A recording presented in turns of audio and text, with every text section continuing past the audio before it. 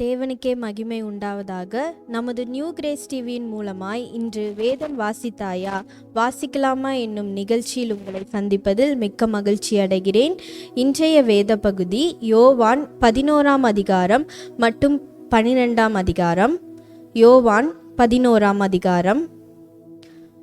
மரியாளும் அவள் சகோதரியாகிய மார்த்தாளும் இருந்த பெத்தானியா கிராமத்தில் உள்ளவனாகிய லாசரு என்னும் ஒருவன் வியாதிப்பட்டிருந்தான். கர்த்தருக்கு பரிமள தைலம் பூசி தன் தலைமயிரால் அவருடைய பாதங்களை துடைத்தவள் அந்த மரியாளே. அவளுடைய சகோதரனாகிய லாசரு வியாதியாயிருந்தான். அப்பொழுது அவனுடைய சகோதரிகள், ஆண்டவரே, நீர் சிநேகிக்கிறவன் வியாதியாய் இருக்கிறான் என்று சொல்ல அவரிடத்திற்கு ஆள் அனுப்பினார்கள். இயேசு அதை கேட்டபொழுது, இந்த வியாதி மரணத்திற்கு ஏதுவாய் இராமல் தேவனுடைய மகிமை விளங்குவதற்கு ஏதுவாய் இருக்கிறது. தேவனுடைய குமாரனும் அதனால் மகிமைப்படுவார் என்றார். இயேசு மார்த்தாளிடத்திலும் அவளுடைய சகோதரனிடத்திலும் லாசருவினிடத்திலும் அன்பாயிருந்தார். அவன் வியாதியாய் இருக்கிறதாக அவர் கேள்விப்பட்ட பொழுது தாம் இருந்த இடத்திலே பின்னும் 2 நாள் தங்கினார். அதன் பின்பு அவர் தம்முடைய சீஷரை நோக்கி, நாம் மறுபடியும் யூதேயாவுக்கு போவோம் வாருங்கள் என்றார். அதற்கு சீஷர்கள், ரபி, இப்பொழுது தான் யூதர் உம்மை கல்லெறிய தேடினார்களே, மறுபடியும் நீர் அவ்விடத்திற்கு போகலாமா என்றார்கள். இயேசு பிரதியுத்தரமாக, பகலுக்கு 12 மணி நேரம் இல்லையா? ஒருவன் பகலிலே நடந்தால் அவன் இந்த உலகத்தின் வெளிச்சத்தை காண்கிறபடியினால் இடரமாட்டான். ஒருவன் இரவிலே நடந்தால் தன்னிடத்தில் வெளிச்சம் இல்லாதபடியினால் இடறுவான் என்றார். இவைகளை அவர் சொல்லிய பின்பு அவர்களை நோக்கி, நம்முடைய சிநேகிதனாகிய லாசரு நித்திரை அடைந்திருக்கிறான், நான் அவனை எழுப்பப் போகிறேன் என்றார். அதற்கு அவருடைய சீஷர்கள், ஆண்டவரே, நித்திரை அடைந்திருந்தால் சுகமடைவான் என்றார்கள். இயேசுவானவர் அவனுடைய மரணத்தை குறித்து அப்படி சொன்னார். அவர்களோ நித்திரை செய்து இளைப்பாறுகிறதை குறித்து சொன்னார் என்று நினைத்தார்கள். அப்பொழுது இயேசு அவர்களை நோக்கி, லாசரு மரித்து போனான் என்று வெளிப்படையாய் சொல்லி, நான் அங்கே இராததினால் நீங்கள் விசுவாசம் உள்ளவர்களாகிறதற்கு ஏது உண்டென்று உங்கள் நிமித்தம் சந்தோஷப்படுகிறேன். இப்பொழுது அவனிடத்திற்கு போவோம் வாருங்கள் என்றார்.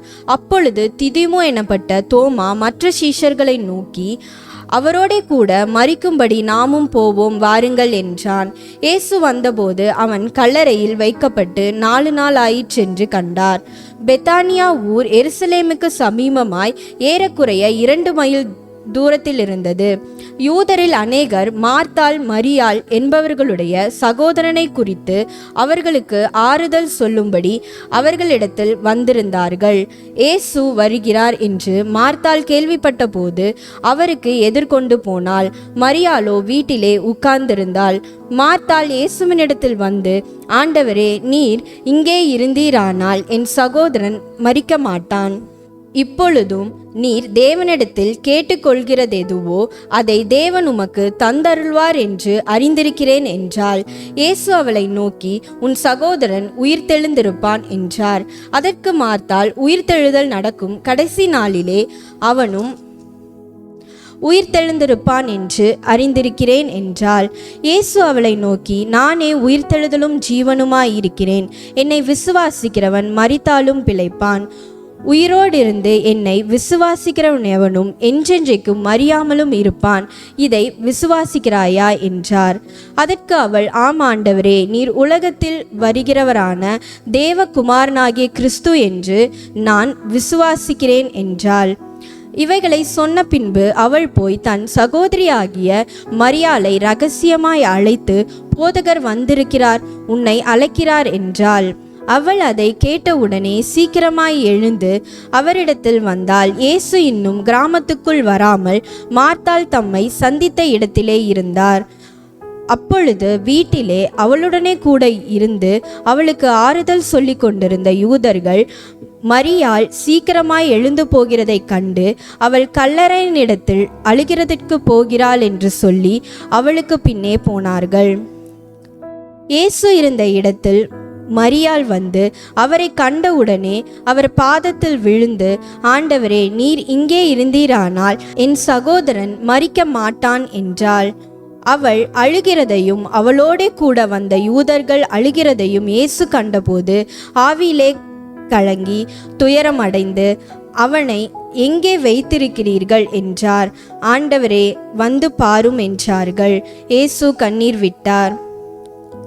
அப்பொழுது யூதர்கள், இதோ இவர் அவனை எவ்வளவாய் சிநேகித்தார் என்றார்கள். அவர்களில் சிலர், குருடனுடைய கண்களை திறந்த இவனை சாகாமல் இருக்க பண்ணவும் கூடாதா என்றார்கள். அப்பொழுது இயேசு மறுபடியும் தமக்குள்ளே கலங்கி கல்லறையினிடத்திற்கு வந்தார். அது ஒரு குகையாயிருந்தது. அதின் மேல் ஒரு கல் வைக்கப்பட்டிருந்தது. இயேசு, கல்லை எடுத்து போடுங்கள் என்றார். மரித்தவனுடைய சகோதரியாகிய மார்த்தாள் அவரை நோக்கி, ஆண்டவரே, இப்பொழுது நாருமே 4 நாள் ஆயிற்றே என்றாள். இயேசு அவளை நோக்கி, நீ விசுவாசித்தால் தேவனுடைய மகிமையை காண்பாய் என்று நான் உனக்கு சொல்லவில்லையா என்றார். அப்பொழுது மரித்தவன் வைக்கப்பட்ட இடத்திலிருந்த கல்லை எடுத்து போட்டார்கள். இயேசு தம்முடைய கண்களை ஏறெடுத்து, பிதாவே, நீர் எனக்கு செவி கொடுத்தபடியினால் உம்மை ஸ்தோத்தரிக்கிறேன். நீர் எப்போதும் எனக்கு செவி கொடுக்கிறீர் என்று நான் அறிந்திருக்கிறேன். ஆனாலும் நீர் என்னை அனுப்பினதை சூழ்ந்து நிற்கும் ஜனங்கள் விசுவாசிக்கும்படியாக அவர்கள் நிமித்தம் இதை சொன்னேன் என்றார். இவைகளை சொன்ன பின்பு, லாசருவே, வெளியே வா என்று உரத்த சத்தமாய் கூப்பிட்டார். அப்பொழுது மரித்தவன் வெளியே வந்தான். அவன் கால்களிலும் கைகளிலும் பிரேத சீலைகளினால் கட்டப்பட்டிருந்தது. அவன் முகமும் சீலையால் சுற்றப்பட்டிருந்தது. இயேசு அவர்களை நோக்கி, இவனை கட்டவிழ்த்து விடுங்கள் என்றார். அப்பொழுது மரியாளிடத்தில் வந்திருந்து இயேசு செய்தவைகளை கண்டவர்களாகிய யூதர்கள் அநேகர் அவரிடத்தில் விசுவாசம் உள்ளவரானார்கள். அவர்களில் சிலர் பரிசேயரிடத்தில் போய் இயேசு செய்தவைகளை அவர்களுக்கு அறிவித்தார்கள்.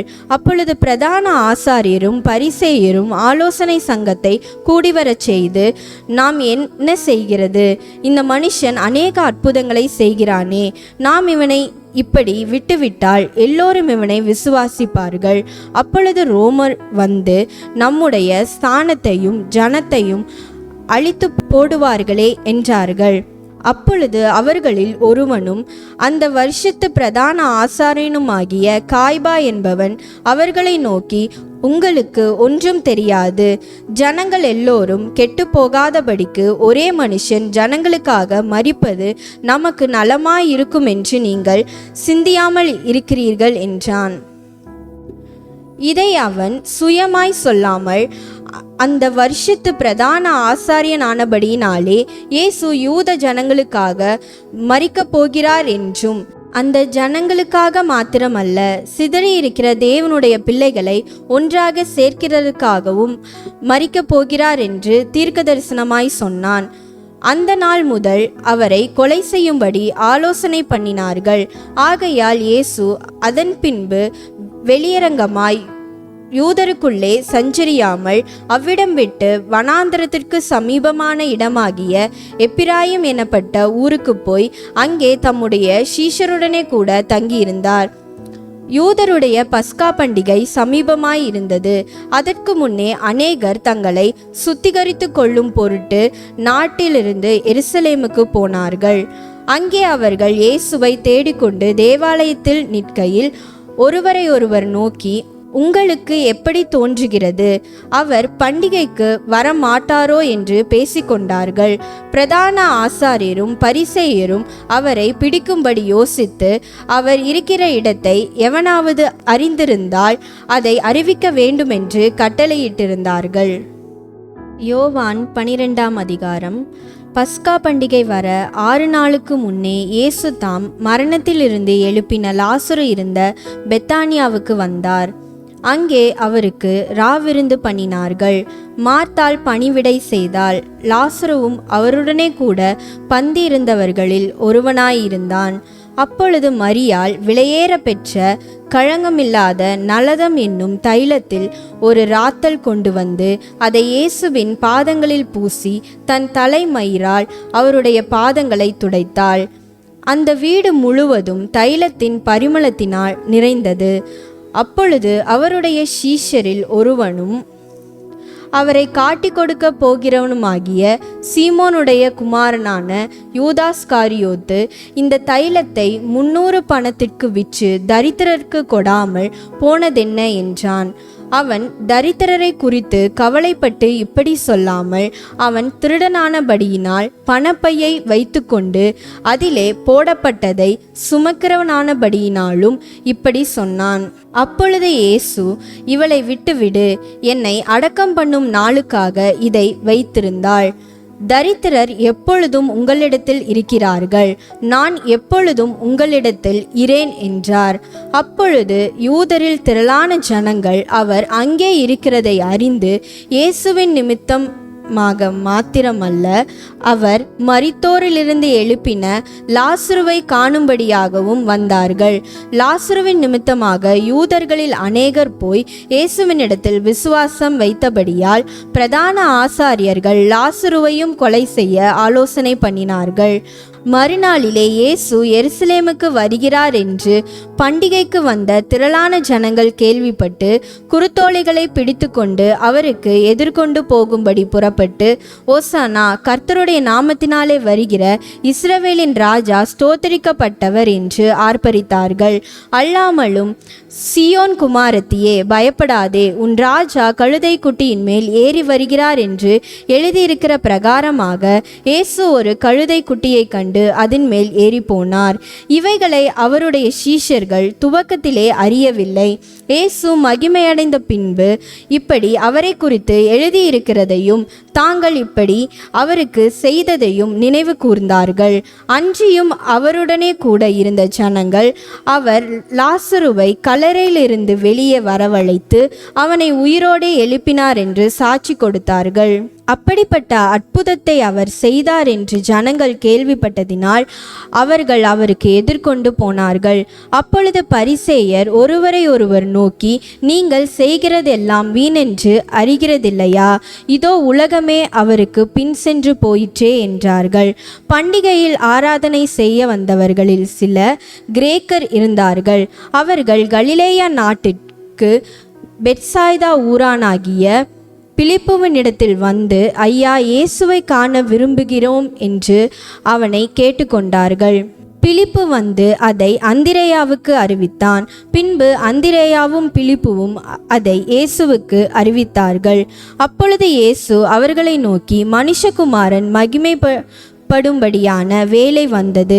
மெய்யாகவே மெய்யாகவே நான் உங்களுக்கு சொல்லுகிறேன், கோதுமை மணியானது நிலத்தில் விழுந்து சாகாவிட்டால் தனித்திருக்கும், செத்ததே ஆகில் மிகுந்த பலனை கொடுக்கும்.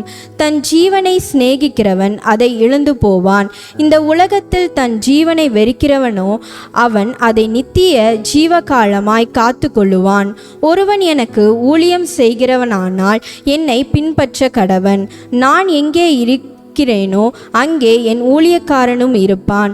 ஒருவன் எனக்கு ஊழியம் செய்தால் அவனை பிதாவானவர் கனம் பண்ணுவார். இப்பொழுது என் ஆத்துமா கலங்குகிறது. நான் என்ன சொல்லுவேன்? பிதாவே, இந்த வேலை நின்று என்னை ரட்சியும் என்று சொல்வேனோ? ஆகிலும் இதற்காகவே இந்த வேலைக்குள் வந்தேன். பிதாவே, உமது நாமத்தை மகிமைப்படுத்தும் என்றார். அப்பொழுது மகிமைப்படுத்தினேன், இன்னமும் மகிமைப்படுத்துவேன் என்கிற சத்தம் வானத்திலிருந்து உண்டாயிற்று. அங்கே நின்று கொண்டிருந்து அதை கேட்ட ஜனங்கள், இடிமுழக்கம் உண்டாயிற்று என்றார்கள். வேறு சிலர், தேவதூதன் அவருடனே பேசினான் என்றார்கள். இயேசு அவர்களை நோக்கி, இந்த சத்தம் என் நிமித்தம் உண்டாகாமல் உங்கள் நிமித்தமே உண்டாயிற்று. இப்பொழுதே இந்த உலகத்திற்கு நியாய தீர்ப்பு உண்டாகிறது. இப்பொழுதே இந்த உலகத்தின் அதிபதி புறம்பாக தள்ளப்படுவான். நான் பூமியிலிருந்து உயர்த்தப்பட்டிருக்கும் போது எல்லோரையும் என்னிடத்தில் இழுத்து கொள்வேன் என்றார். தாம் இன்னவிதமான மரணமாய் மரிக்கப் போகிறேன் என்பதை குறிக்கும்படி இப்படி சொன்னார். ஜனங்கள் அவரை நோக்கி, கிறிஸ்து என்றென்றைக்கும் இருக்கிறார் என்று வேதத்தில் சொல்லியதை தாங்கள் கேட்டிருக்கிறோம். அப்படி இருக்க மனுஷகுமாரன் உயர்த்தப்பட வேண்டியதென்று எப்படி சொல்லுகிறீர்? இந்த மனுஷகுமாரன் யார் என்றார்கள். அதற்கு இயேசு, இன்னும் கொஞ்ச காலம் ஒளி உங்களிடத்தில் இருக்கும். இருளில் நீங்கள் அகப்படாதபடிக்கு ஒளி உங்களோடு இருக்கையில் நடவுங்கள். இருளில் நடக்கிறவன் தான் போகிற இடம் இன்னதென்று அறியான். ஒளி உங்களோடு இருக்கையில் நீங்கள் ஒளியின் பிள்ளைகளாகும்படிக்கு ஒளியினிடத்தில் விசுவாசமாய் இருங்கள் என்றார். இவைகளை இயேசு சொல்லி அவர்களை விட்டு மறைந்தார். அவர் இத்தனை அற்புதங்களை அவர்களுக்கு முன்பாக செய்திருந்தும் அவர்களை அவர் விசுவாசிக்கவில்லை. அவர் இத்தனை அற்புதங்களை அவர்களுக்கு முன்பாக செய்திருந்தும் அவர்கள் அவரை விசுவாசிக்கவில்லை. கர்த்தாவே, எங்கள் மூலமாய் கேள்விப்பட்டதை விசுவாசித்தவன் யார்? கர்த்தருடைய புயம் யாருக்கு வெளிப்பட்டது என்று ஏசாயா தீர்க்கதரிசி சொன்ன வசனம் நிறைவேறும்படி இப்படி நடந்தது. ஆகையால் அவர்கள் விசுவாசிக்க மாட்டாமல் போனார்கள்.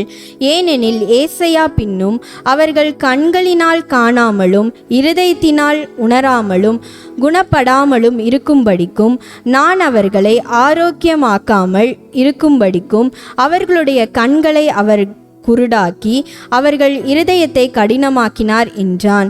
ஏசாயா அவருடைய மகிமையை கண்டு அவரை குறித்து பேசுகிற போது இவைகளை சொன்னான்.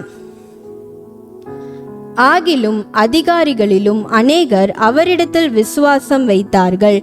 அப்படி இருந்தும் ஜெப ஆலயத்திற்கு புறம்பாக்கப்படாதபடி பரிசேயர் நிமித்தம் அதை அறிக்கை பண்ணாதிருந்தார்கள்.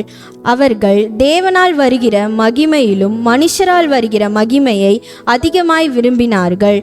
அப்பொழுது இயேசு சத்தமிட்டு, என்னிடத்தில் விசுவாசமாய் இருக்கிறவன் என்னிடத்தில் அல்ல, என்னை அனுப்பினவரிடத்தில் விசுவாசமாய் இருக்கிறான். என்னை காண்கிறவன் என்னை அனுப்பினவரை காண்கிறான். என்னிடத்தில் விசுவாசமாய் இருக்கிறவனெவனும் இருளில் இராதபடிக்கு நான் உலகத்தில் ஒளியாக வந்தேன். ஒருவன் என் வார்த்தைகளை கேட்டும் விசுவாசியாமற் போனால் அவனை நான் நியாயம் தீர்ப்பதில்லை. நான் உலகத்தை நியாயம் தீர்க்க வராமல் உலகத்தை இரட்சிக்க வந்தேன். என்னை தள்ளி என் வார்த்தைகளை ஏற்றுக்கொள்ளாதவனை நியாயம் தீர்க்கிறதொன்றிருக்கிறது. நான் சொன்ன வசனமே அவனை கடைசி நாளில் நியாயம் தீர்க்கும். நான் சுயமாய் பேசவில்லை. நான் பேச வேண்டியது இன்னதென்று உபதேசிக்க வேண்டியது இன்னதென்றும் என்னை அனுப்பின பிதாவே எனக்கு கட்டளையிட்டார். அவருடைய கட்டளை நித்திய ஜீவனாய் இருக்கிறதென்று அறிவேன். ஆகையால் நான் பேசுகிறவைகளை பிதா எனக்கு சொன்னபடியே பேசுகிறேன் என்றார் என்பதே. வாசிக்கும்படியாய் தெரிந்து கொண்ட வேத பகுதி வாசிதாயிற்று. கர்த்தர் தாமே திருவசனங்களை ஆசீர்வதிப்பாராக. ஆமீன்.